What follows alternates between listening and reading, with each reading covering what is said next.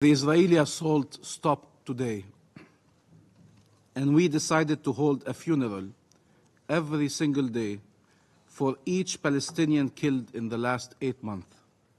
It would take us 100 years to honor them all. This Council adopted only a week ago a resolution on the protection of UN and humanitarian personnel. It would take us, if we held a funeral a day for these humanitarian personnel, over a year to honor them all. There's barely anything left in Gaza. Israel has destroyed everything. But there is everything left still in Gaza. 2.3 million people who have been in a constant battle with death for the last 8 months. They are victims. They are heroes because they refuse to surrender to death. But they are victims who deserve to be helped as victims, not only admired as heroes. 8 months later, we are yet to tell them that help is on the way. You cannot unhear the screams of a mother who did everything in her power to save her children and failed. Parents who, having lost a child, have to carry the others to safety, not having the time to mourn and finding safety nowhere. Orphans taken care of by the next closest relative until none of them is left. Families wandering the streets, traumatized, aching, desperate, coming from nowhere, heading to nowhere. They are in a no-life's land, trying to get to tomorrow, where it all starts all over again. There are people starving, only a few feet away from aid, and yet unable to reach it.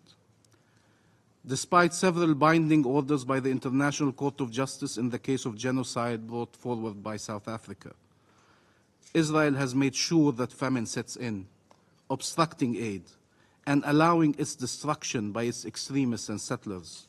Instead of halting immediately its offensive on Rafah, as ordered by the world's highest court, it has bombed people it had displaced while they were sheltering in tents. The whole world sees that there is no safe zone in Gaza. The world saw Palestinian families, children burnt alive. It is unbearable to see a loved one killed before your eyes. But imagine the pain to see them burnt alive, screaming in agony, to hold a beheaded child in your arms, or pull from this hell their charred corpse.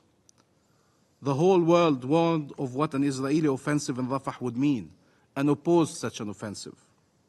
And yet Israel proceeded with the consequences that you all foresaw: unbearable human suffering. Israel wants Palestinians to understand that if they remain in Gaza, that is their fate, death or displacement. Maybe I should say death and displacement, displacement and death. When will it be enough? What other level of cruelty must be reached before this assault is finally brought to an end? There is no red line imposed by legality, rationality, humanity that Israel has not crossed. It is now crossing the red line set by the entire world on Rafah, and it is the duty of this Council to uphold that red line. Human lives are at stake. To uphold that red line and to take decisive action to force Israel to halt its military offensive and to withdraw its occupation forces and to ensure an immediate ceasefire. The adoption of the draft resolution put forward by Algeria yesterday would be an important step in that direction.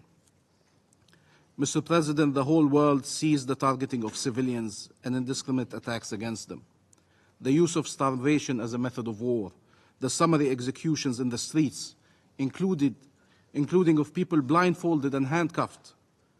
They saw hospitals turned into graveyards, the mass graves. But somehow one should trust Israel when it says it is investigating the conduct of the self-proclaimed, and I quote, most moral army in the world, end quotes. An army committing war crimes on a daily basis. Anyone interested in the truth or in accountability should not be interested in Israel's sham investigations. Israeli investigators and Israeli courts are designed to perpetuate and enable the occupation and its crimes and exactions against the occupied people that Israel as occupying power should be protecting. These are its targets, the people that it should be protecting as an occupying power. They are not designed to achieve accountability. That is why Israel rejects international investigations and fears them. If after bombing 3 different cars of a humanitarian convoy by the world-renowned World Central Kitchen, who had given their coordinates, killing 7 international aid workers, Israel reprimanded and dismissed a couple of officers. That is the measures it has taken. Reprimand and dismiss for the killing and targeting of humanitarian personnel. What chance do Palestinians stand to see one day accountability based on Israeli investigation and decisions? What hope is there for justice? Mr. President, Israel can kill any Palestinian and call them either terrorists or human shields to justify their murder. It uses both terms extremely loosely, so they can cover anyone and everyone. Israel has called any form of opposition to its occupation and its oppression of the Palestinian people terrorism, including defense of human rights, diplomatic action, approaches to judicial institutions to examine its actions. All legal actions have been characterized by Israel as terrorism. Similarly, it considers that it can bomb entire neighborhoods using indiscriminate and massive bombardments and simply say about the thousands of Palestinians it has killed, unfortunately, they were human shields. You have experienced yourselves as council members how loosely Israel uses these terms. As the Israeli representative accused member of the council, the entire UN membership, the Secretary General, the prosecutor of the ICC, of being anti-Semites, supporters of terrorism, collaborators of Nazism, in his usual measured and responsible way. But the difference is that Israel does not decide whether you live or die, but it decides the fate of every Palestinian. You have learned to live with Israel's irrational and racist behavior, but we die because of it. The incitement by the Israeli representatives against the UN has real-life consequences, cannot be tolerated any longer. They signal to their soldiers, to their extremists, that the UN is an enemy and a legitimate target. This explains why this is the deadliest conflict for UN personnel, why they can be arrested and tortured, why the UNRWA headquarters in Jerusalem could be attacked and set ablaze, because of that incitement. Mr. President, what is the most outrageous is that Israel is outraged by the very actions it undertakes as long as it is not the one undertaking them. When it undertakes them, they become justified and defensible. Israel can come here and explain how horrifying it is to see civilians killed in indiscriminate attacks or in the safety of their homes, while obliterating entire Palestinian families at a time. It can come to explain the fear that Israelis feel as they have to shelter when hearing sirens, while it conducts massive bombardments against a Palestinian population that has nowhere to shelter, that doesn't have the energy to fear anymore. It will come to demand action for those held in captivity for the last 7 months, while it has held Palestinians in captivity one generation after another for the last 7 decades. And while there is evidence of it abducting thousands in the last 7 months alone, killing several Palestinians while in detention, and imposing such abuse and ill treatment on others that they had to suffer amputations. It will say how despicable it is to use people as human shields, while it has a long record of using Palestinians as human shields during its military incursions and operations in occupied territory, sometimes placing them in front of its military jeeps while it is making its incursions into our cities and refugee camps. I have heard the Israeli representative here in New York saying that detaining bodies was barbaric, as it deprived the families from the ability to mourn and offer dignified burial to their loved ones. Israel has detained the bodies of hundreds of Palestinians it has killed, sometimes for over 3 decades without being able to bury our loved ones, detained by Israel in graves with numbers instead of their names, so we could not recognize where they are buried. But that is human when Israel does it, not barbaric.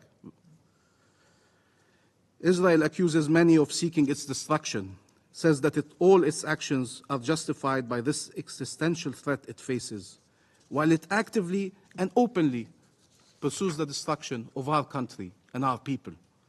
It expresses outrage at the slogan, "Palestine will be free from the river to the sea," and says that this is a genocidal call, while its own prime minister not only has repeatedly used the phrase "Israel from the river to the sea," but held a map at the General Assembly podium where Israel was from the river to the sea and Palestine had disappeared altogether. And he is acting accordingly on the ground, including by committing a genocide in Gaza and pursuing colonization of the West Bank, including East Jerusalem. It's not words, it's actions. It wants occupation and violent oppression for Palestinians and peace and security for itself. It does not understand what is the big deal, why the world fails to support it in achieving this absurd goal. Occupation, oppression for Palestinians, peace and security for Israel. Why not? Certainly, Israel explains the lack of support by anti-Semitism, not because what Israel wants is illegal, immoral, goes against every fiber of human decency you can have in your body. Never mind that experience has proven it is impossible to achieve. It keeps invoking the Holocaust and its 6 million victims to justify its crimes, forgetting that the greatest lesson of the Holocaust is that war crimes, crimes against humanity and genocide, can never be justified, never, and must always be combated, regardless of the identity of the victims and the identity of the perpetrators. No civilian should be harmed, regardless of their nationality, their origin, their religion, their race. They're all irrelevant. They should be protected. So, given Israel's mindset, it is logical that this Israeli government would interpret the recognition of the State of Palestine by Spain, Ireland, and Norway as somehow an attack against Israel. Never mind the fact that these countries have recognized Israel decades ago without asking for anyone's approval. That was not unilateral when they recognized Israel. It becomes a unilateral move when they recognize the State of Palestine. Never mind that they advocate a two-state solution, where Palestine lives side by side with Israel, where Palestinians and Israelis live in peace and security. Never mind that these countries have all a strong record in their support for international law and just peace. Never mind that the Palestinian people have a right to self-determination, including to the independence of their state, and that Israel cannot be allowed to have a veto right over these rights for the Palestinian people. How did Israel respond? By promising more criminality, colonization, breaching the historic status quo at Al-Haram al-Sharif, stealing our money. A state that behaves that manner.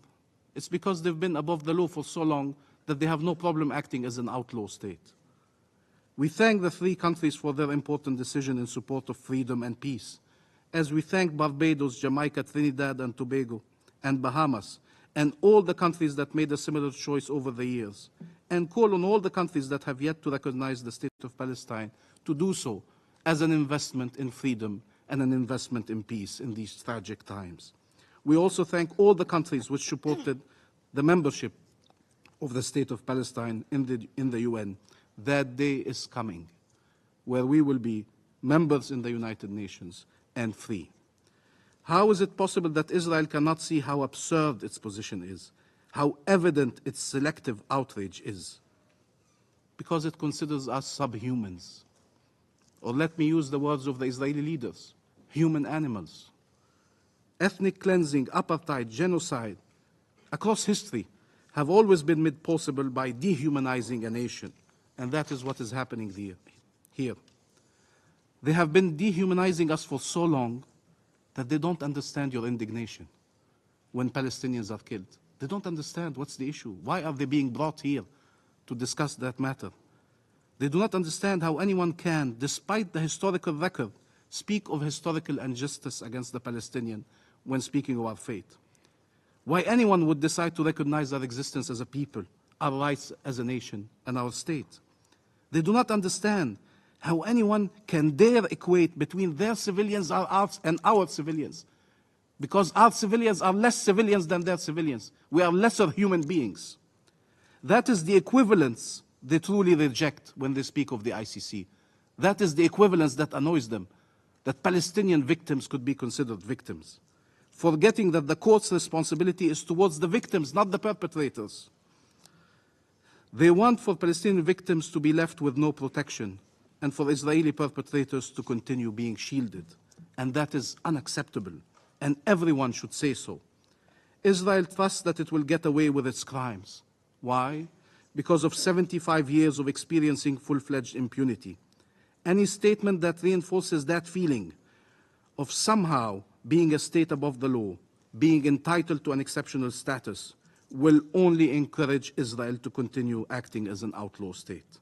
This must be a time for accountability. If after Gaza there is no accountability, if after a genocide we don't have accountability, when will we have it? And does anyone believe that if Israel's impunity is preserved, they will change course? They will wake up one day and say, yes, we want to have peace with the Palestinians. That is the reasonable choice to make. That's not how it will happen. Each and every state can make the colonial occupation costly and thus contribute to bringing it to an end. Tomorrow's freedom and peace will be made possible by the decisions you take today. Allow us to tell our people who are suffering unbearable pain that help is on the way, and that this nightmare, this hell on earth will end, and that this solidarity they see in every corner of the globe will translate into resolute action to stop this genocide, achieve freedom and advance peace. There is no objective more worthy, there is no time more pressing, there is no greater responsibility. Finally, Palestinians should no longer have to die and suffer to remain on their land. Life in freedom and dignity in our homeland. That is our simple dream that must prevail over the nightmare imposed on our people for so long.